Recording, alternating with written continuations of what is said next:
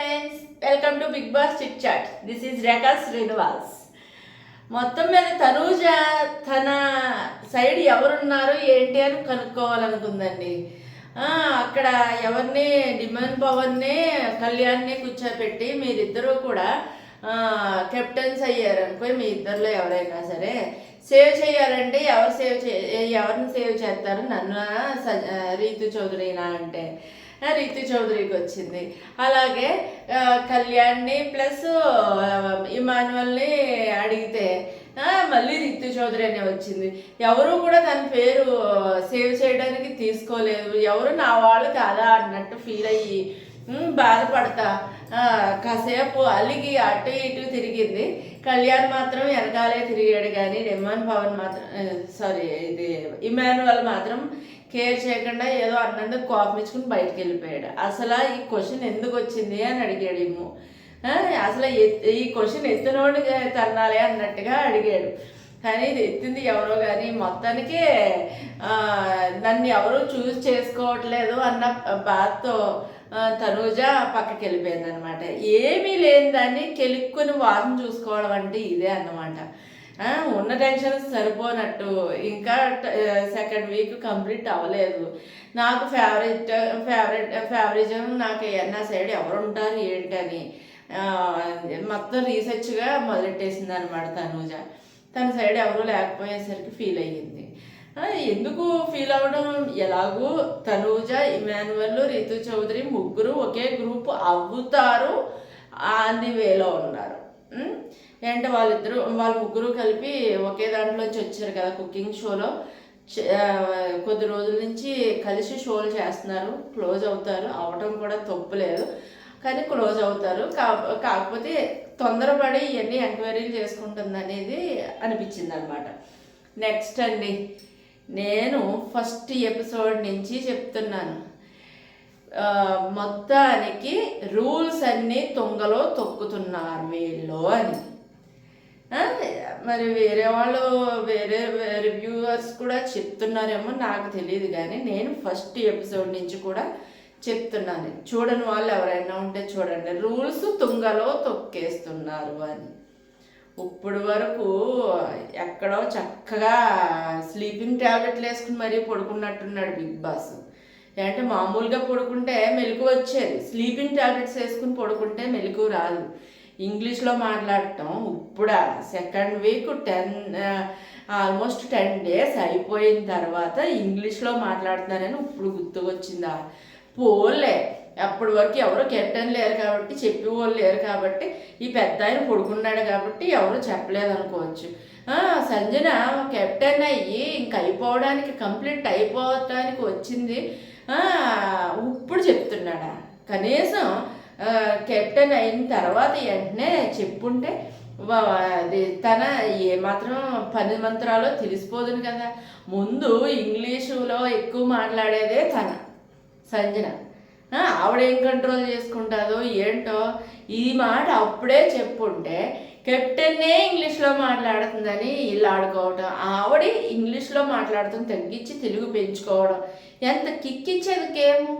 అదంతా వదిలేసి కెప్టెన్షిప్ అయిపోయిన తర్వాత 2 weeks అయిపోతుంది అనగా ఇప్పుడు మొదలెట్టాడు అనమాట. ఇప్పుడు వరకు తొంగున్నాడు అనమాట బిగ్ బాస్. కోపం వచ్చినా సరే, అంటే ఇన్ని రోజులు మేము ఒత్తుకున్నది అదే. మరి ఇంకా బోల్డ్ రూల్స్ బ్రేక్ చేస్తున్నారు, అవన్నీ చూసుకోవట్లేదు. ఎప్పుడైనా సరే ఇలా రూల్ బ్రేక్ చేసిన వాళ్ళకి పనిష్మెంట్ అని ఎవరైనా చెప్తున్నారా? ఏమో కొత్త కెప్టెన్ అవ్వాడు కదా, చూద్దాం ఆయన ఏమన్నా రూల్ పెడతాడో. ఏం పెట్టకపోవచ్చు, అంటే డిమాండ్ పవన్కి అంత సీన్ లేదు నాకు తెలిసి. ఒక మొబ్బుగా తిరుగుతాడు, ఏమి చేయలేడు అని నేను అనుకుంటున్నాను. ఏమో చూద్దాం, కెప్టెన్ అయిన తర్వాత రీతు ఫ్రెండ్షిప్ తర్వాత ఏమన్నా చేస్తాడేమో చూద్దాము. మధ్యలో లాస్ట్ పాయింట్ ఇప్పుడు మధ్యలోకి వచ్చేసింది, అందుకని డైవర్ట్ అవ్వద్దు. టాస్క్ ఇద్దరు అంటే వార్నర్స్ గ్రూప్స్కి సెపరేటు, టెనెంట్స్ గ్రూప్స్కి సెపరేటు ఏదో బజెట్ టాస్క్ పెట్టాడండి. అది ఏంటో నాకు సరిగా కొంచెం అర్థం కాలేదు. ఇద్దరు కలిపి కొట్టాలి, ఇద్దరు కలిపి కొట్టకూడదా, అలాగా ఇలాగా ఏంటో మొత్తానికి ఇద్దరికి ఒక గంట పెరిగిపోయిందండి టైమింగ్ అంటూ. అందులో వచ్చి వానర్స్ విన్ అయిపోయారు. అసలు నాకు క్లారిటీగా అర్థం కాలేదు అది నాకు టాస్క్. మీకు ఎవరికైనా అర్థమై ఉంటే కామెంట్ చేయండి ఫ్రెండ్స్.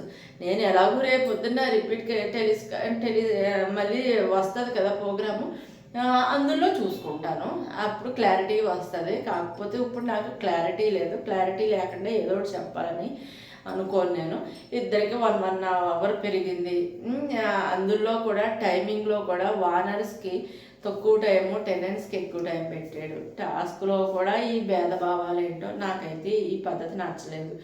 రూల్ అన్న తర్వాత అందరికీ ఒకటే రూల్ పెట్టుంటే బాగుండేది. టెనెంట్స్కి మాత్రం 1 అవర్ ఎక్కువ పెట్టారు. అదేవిధంగా 1 అవర్ ఎక్కువ ఉండటంతో ఓడిపోయారు కూడా. అది నాకు ఈ టాస్కే నచ్చలేదు. ఈ పార్షాలిటీ కింద పెట్టడం కూడా అసలు నచ్చలేదు. అసలు అనేవాళ్ళు ఫుడ్ లేక, సరిగా ఏసీ లేక కొంచెం సుకుమారంగా ఉంటారు కదా. ఎవరికైనా ఒక రేంజ్ డబ్బులు వచ్చిన తర్వాత కొంచెం సుఖానికి అలవాటు పడతారు కదా. ఆ రకంగా టెనెంట్స్ సుఖానికి అలవాటు పడిన వాళ్ళు ఏసీ లేకుండా, ఎక్కువగా లోపలికి వెళ్ళకుండా, కావలసిన ఫుడ్ లేకుండా చాలా కష్టపడుతున్నారు పాపం. అలాంటి వాళ్ళకి ఇంకా టాస్కుల్లో కూడా వీళ్ళకి తక్కువ, వాళ్ళకి ఎక్కువ అని పెట్టడం నాకైతే నచ్చలేదు. ఇది అర్థం లేని టాస్క్ అని నాకు అనిపించింది అనమాట. ఇంకొకటండి, భరణి గారు బాధపడుతున్నారు. అందరికీ తెలుస్తుంది ఎందుకు బాధపడుతున్నారు. నేను టెనెంట్స్కి ఏమీ హెల్ప్ చేయలేకపోతున్నాను, వీళ్ళకి సపోర్ట్ చేయలేకపోతున్నాను. వీళ్ళకి సపోర్ట్ చేసినా వీళ్ళు ఎవరూ నమ్మట్లేదు. ఆయన మనస్ఫూర్తిగా సపోర్ట్ ఎలాగూ చేయలేకపోతున్నాడు. ఇందాక చూడండి, అదేదో బజెట్ టాస్క్లో కూడా ఓ పక్కకి వెళ్ళిపోయి కూర్చున్నాడు ఆయన. మరి కళ్ళు తిరుగుతున్నాయని అన్నారు, మరి నిజమో ఉతుతో తెలియదు. అది కూడా ఎక్కువగా చూపించలేదు. ఆ టాస్క్ వల్ల అలా చెప్పేసి సైడ్ అయిపోయాడేమో. ఎక్కువ మాట్లాడితే తనూజ కనిపెట్టేస్తుందేమో అనుకున్నాము. అందుకనా తెలీదు. ఈయన వానర్ అయినప్పటి నుంచి ఈయనకేం తగ్గిందండి భరణి గారిది. ఎందుకో ఏమో అసలు అటు లేకుండా ఇటు లేకుండా రెండింటికి చెడ్డ రేవళ్ళలాగా తయారవుతున్నాడు ఈ భరణి గారు. అక్కడక్కడ కూర్చుని టెనెంట్స్తో చెప్పుకుని బాధపడుతున్నాడు. మీకు సపోర్ట్ చేయలేకపోతున్నాను, మీకు సపోర్ట్ చేయలేకపోతున్నాను. సునీల్ శెట్టి గారు చూడండి, నిజంగా మీరు వెళ్తే ఎందుకైనా మాకు ఏదైనా హెల్ప్ అవుతుంది అనుకున్నాం, కానీ ఫ్యూచర్లో మేము ఒక బలమైన మనిషిని కోల్పోయాము అని ఇప్పుడు తెలిసింది. ఫ్యూచర్ గురించి ఆలోచించుకోలేకపోయాము, మాకు సపోర్ట్ తక్కువైపోయింది, బలమైన మనిషిని సపోర్ట్ తక్కువైపోయింది అని బాధపడుతున్నాడు. నిజమే, మరి అది ముందు చూసుకోవాల్సింది. గ్రూప్ వైజ్గా ఉన్నాం కాబట్టి ఎవరు వీక్గా ఉన్న వాళ్ళని పంపించేస్తే మిగిలిన వాళ్ళైనా స్ట్రాంగ్గా ఆడుకుందామని అనుకోవాల్సింది. తెలివైన ఇమాన్యువల్ కూడా చూసుకోలేకపోయాడు. కాకపోతే ఇప్పుడు ఆ గ్రూప్కి కొంచెం శక్తివంతుడు అవని, బుద్ధివంతుడు అవని, అందరితో కలుపుకోలేతనం అవని అంతా కూడా ఇమాన్యువల్దే ఉంది. ఆ గ్రూప్ మొత్తం ఇమాన్యువల్ మీదే ఆధారపడింది. సంజన లాంటి వాళ్ళు డీల్ చేయాలన్నా కానీ ఇమాన్యువల్ పైనే ఆధారపడింది. ఎవరికి మాట లొంగదు, కానీ ఇమాన్యువల్కి మాటకి తగ్గుతుంది అనమాట సంజన అని నాకు అనిపిస్తుంది. మొత్తానికి ఇది టెనెంట్స్ గ్రూప్ వీక్ అయ్యింది అని అందరూ ఫీల్ అవుతున్నారు.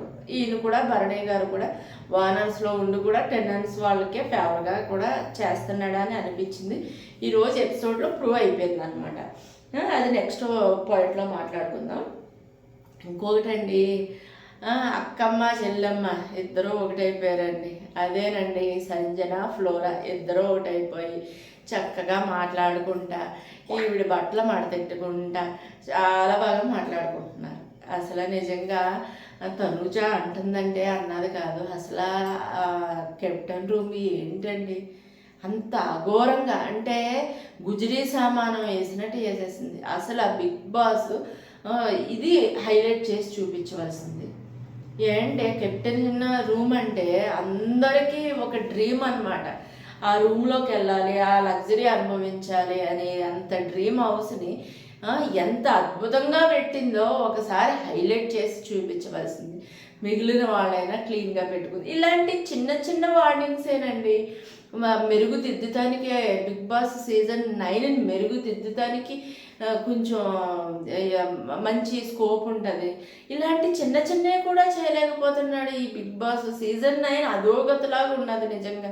ముందు ముందు ఏవైనా మంచి అనుకోకుండా ఏదైనా హైప్ రావాలే తప్ప ఫ్యూచర్ అంటూ అసలు తలుచుకుంటేనే భయం వేస్తుంది. రివ్యూ ఇవ్వడానికి కూడా ఇంట్రెస్ట్ రావట్లేదు. చిన్న చిన్న చిన్న పాయింట్స్ హైలైట్ చేస్తే సీజనే షైన్ అవుతుందని నా ఉద్దేశం. మీ ఉద్దేశం ఏముందో చెప్పండి ఫ్రెండ్స్. మొత్తానికి వీళ్ళిద్దరూ కలిసిపోయినట్టున్నారు. ఇది వరకు చూడండి, ఫ్లోరా నా లగేజ్ తీసుకుంటే ఇట్స్ మై ఆర్డర్ అని కదా, అదేలాగా ఉన్నది. ఇద్దరు కూర్చుని సరదాగా చెప్పుకు ఇలా ఉండాలండి. రెండు వైపులా తప్పున్నట్టుగా మొన్న నాగార్జున గారు చెప్పారు. మనకి మాత్రం సంజనాదే ఎక్కువ తప్పున్నట్టు తెలిసింది ఫస్ట్లో అయితే. ఆ రకంగా ఇద్దరు కలిసిపోయారు. వరస్ట్గా అంటూ ఇది కెప్టెన్ రూమ్ ఉన్నది, అది అంతా ఎలా ఖాళీ చేసి నీట్గా పట్టుకెళ్తుందో ఏమో అని ఎదురు చూస్తున్నారనమాట. ఇది తనూజ బ్యాచ్. నెక్స్ట్ ఇంకోటి వచ్చి సంజన ఎంత తెలివైందో చూడండి. ఈ రోజుతో నా కెప్టెన్షిప్ అయిపోవచ్చింది. రేపొద్దు నుంచి ఏం ఫుడ్ ఉంటుందో ఏముండదో, నో షుగర్ అంటున్నారు, నో కూల్ డ్రింక్స్ అంటున్నారు. మన జాగ్రత్తలో మనం ఉండాలి కదా, ఫుడ్ సరిగా ఉండదు కదా అక్కడ అని కూల్ డ్రింక్స్ సూట్ కేసులు మధ్యలో పెట్టేసుకుని పట్టుకుని వెళ్ళిపోతుందండి. ఆ అమ్మ చాలా జాగ్రత్త పడుతుంది. ఆ రకంగా సంజన సూట్ కేసులు నిదానంగా ప్యాక్ చేస్తుంది. ఇంకా లాస్ట్కి వచ్చేసింది మంగళహారతి ఇచ్చేసి బయటికి పంపేయచ్చు, బ్యాజ్ తీసేసి ఇచ్చేయచ్చు అనమాట.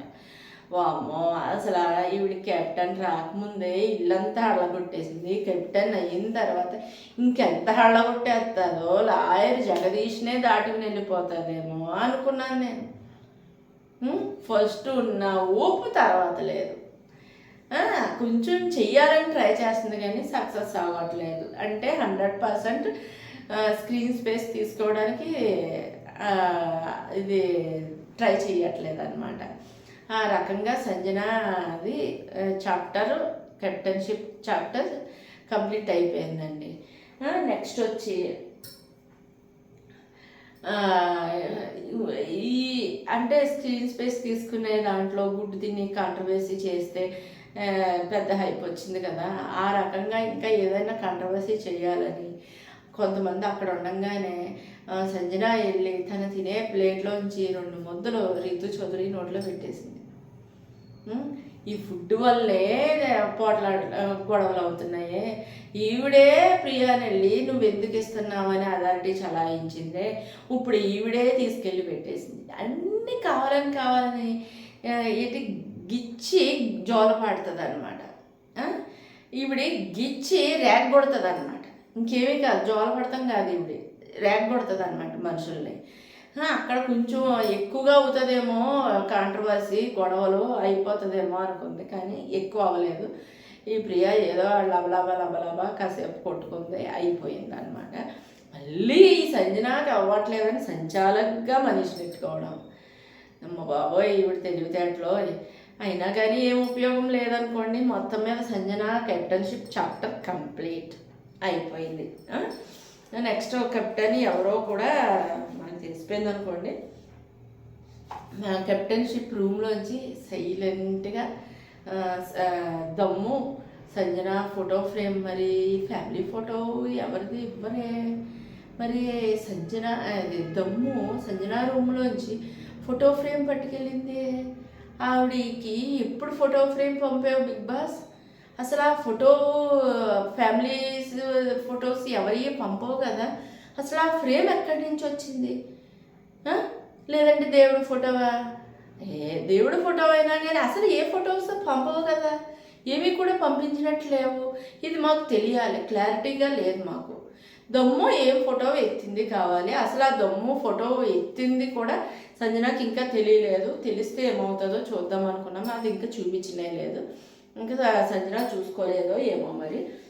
మొత్తం మీద టాస్క్ అయ్యిందండి. టాస్క్ అయిన తర్వాత కెప్టెన్షిప్ కంటెస్టెంట్స్ ఎవరు కావాలి అనేది వానర్స్ నెగ్గారు కదా, టెనెన్స్ చేతిలో పెట్టారండి. టెనెన్స్ చేతిలో పెడితే ఏదన్నా కాంట్రవర్సీ సృష్టిద్దాము, గొడవలు సృష్టిద్దాము అనుకున్నారు.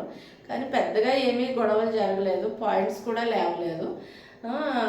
సంజన అందరూ కలిపి టెండెంట్స్ అందరూ కూర్చుని ఓటింగ్స్ వేసుకున్నారు.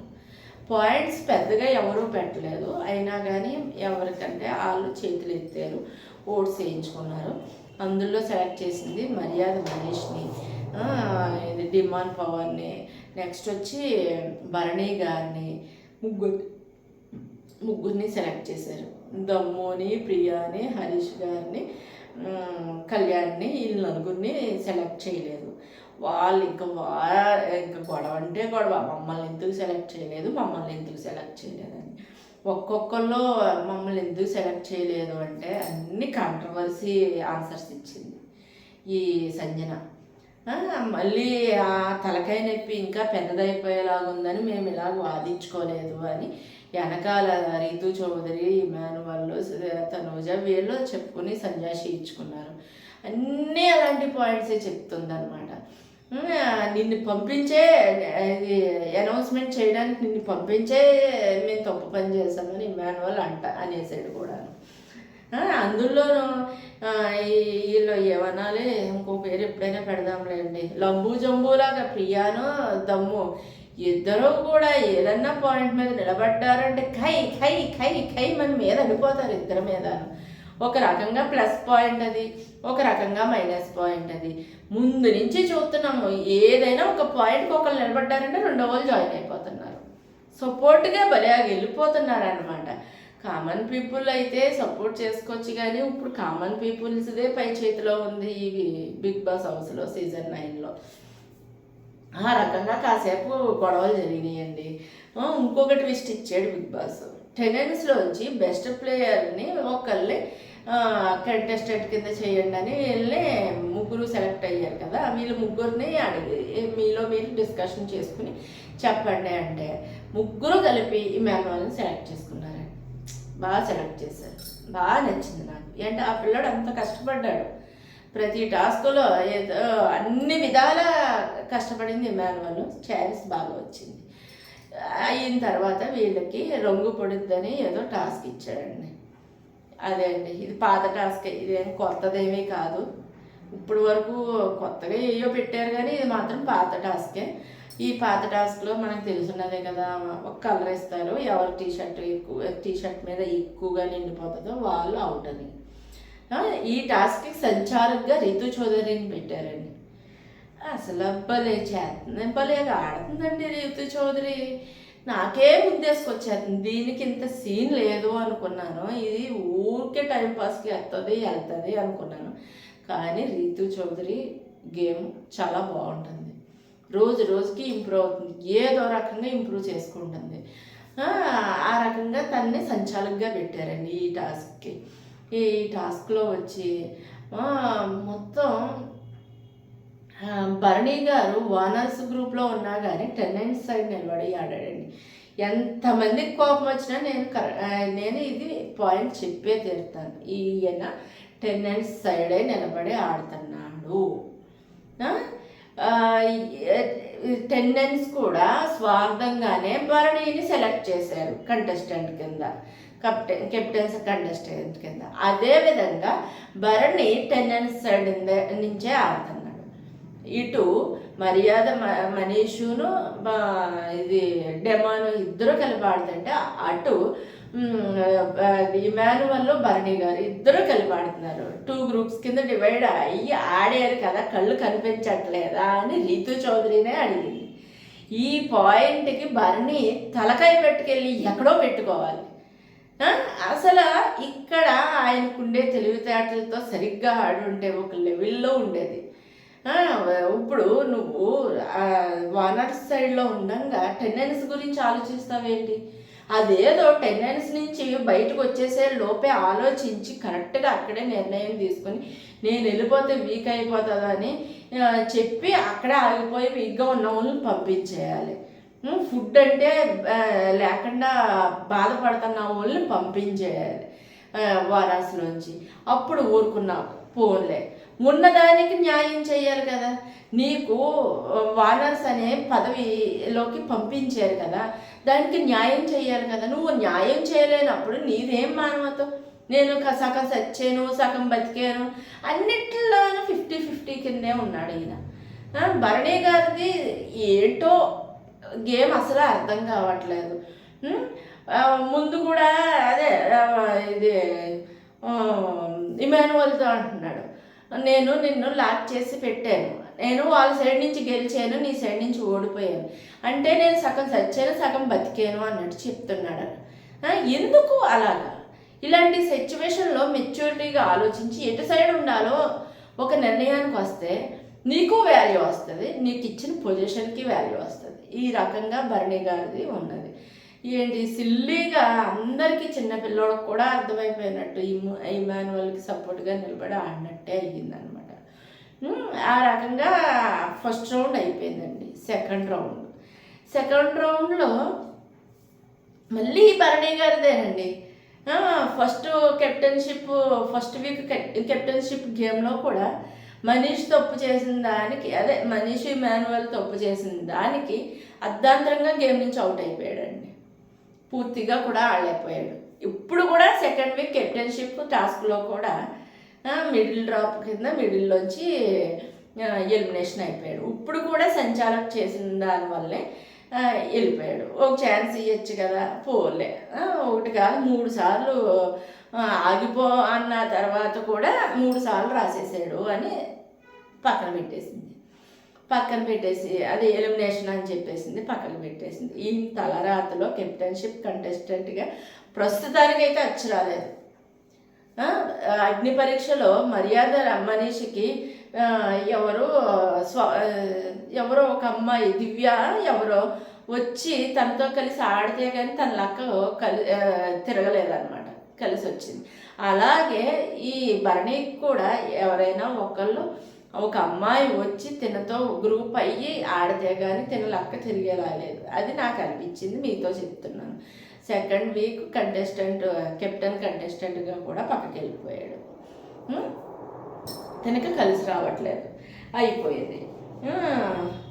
నెక్స్ట్ వచ్చి థర్డ్ రౌండ్లో ఇమానువల్ ఇది డిమాను ఇద్దరు కలిపి ఆడుతున్నారు.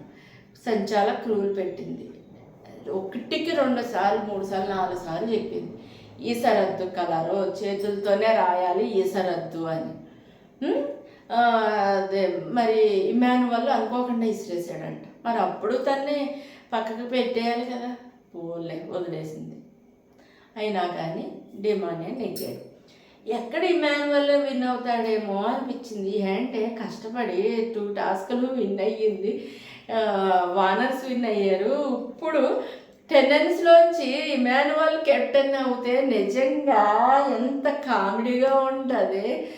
అసలు ప్లానింగే ఏంటి ఇలాగుంది, అసలు ఇమానువల్ నెగ్గుతాడేమో, ఒక రకమైన అది క్రియేట్ అవుతుంది అనుకున్నాను. అంటే పర్సనల్గా అయితే ఇమానువల్ విన్ అవుతాం కూడా నాకు ఇష్టమే. అంటే ఆల్ ఇన్ వన్ మనిషి అబ్బాయి. అసలు ఆ అబ్బాయి హౌస్లో లేకపోతే హౌసే చాలా బోసిపోతుంది అనమాట. ఆ రకంగా ఉన్న అబ్బాయి కెప్టెన్ అవుతే నాకు ఇష్టమే. కాకపోతే ఇక్కడ కామెడీ ఏంటంటే అన్ని టాస్కులు వానర్స్ నెగ్గి కెప్టెన్ ఏమో ఇమానువల్ అయితే ఫుల్ కామెడీగా ఉండేదేమో అనుకున్నాను. అదృష్టవశాత్తు డెమాను విన్ అయిపోయాడు, కెప్టెన్ అయిపోయాడు. సంజన కెప్టెన్ బ్యాండ్ ఇచ్చేసింది అనమాట. ఈయనది కూడా అంతంత మాత్రం కిందే ఉంటుంది. బద్ధకస్తుడి కింద ఉంటాడు, చూస్తే జిమ్ బాడీ కానీ బద్ధకస్తుడి కింద ఒక మూల ఉంటాడో లేదు. రితు చౌదరిని ఫ్లట్టింగ్లో ఉంటాడు, ఎక్కడా కూడా అంత స్టాండ్ తీసుకుని మాట్లాడు. కాబట్టి కెప్టెన్ అయ్యి ఏం రకంగా చేస్తాడో చూడాలి. ఈ రకంగా ఉందండి ఈరోజు రివ్యూ. చాలా క్లియర్ కట్గా చెప్పాను. చూసి సపోర్ట్ చేయండి ఫ్రెండ్స్, లైక్ చేయండి, షేర్ చేయండి. ఎవరైనా సబ్స్క్రైబ్ చేసుకోని వాళ్ళు ఉంటే సబ్స్క్రైబ్ చేసుకోండి, పక్కన ఉన్న గంట సింబల్ కొట్టండి. Thank you friends, bye.